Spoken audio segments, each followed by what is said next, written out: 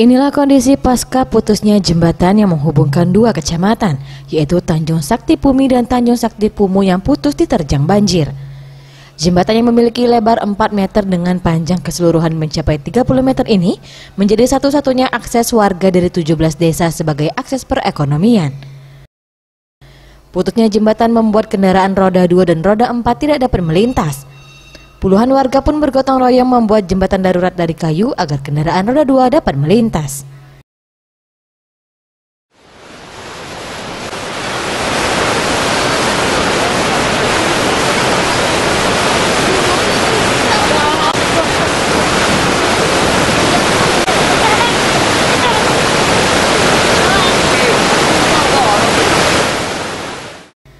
Kepala Desa Gunung Kerto, Kecamatan Tanjung Sakti Pumi, Kabupaten Lahat, Siliani mengatakan, tingginya intensitas hujan yang terjadi sejak malam hari membuat debit air meningkat dan menyebabkan banjir hingga menerjang jembatan hingga putus.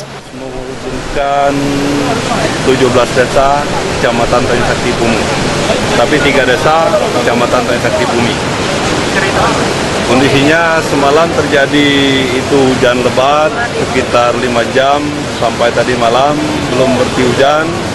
Ya, sekitar jam 11 malam terjadi banjir mengakibatkan jalan menuju akses ke Pumu lumpuh total sehingga tidak bisa dilewati oleh kendaraan roda 2 maupun kendaraan roda 4. Tim Liputan Sriwijaya TV.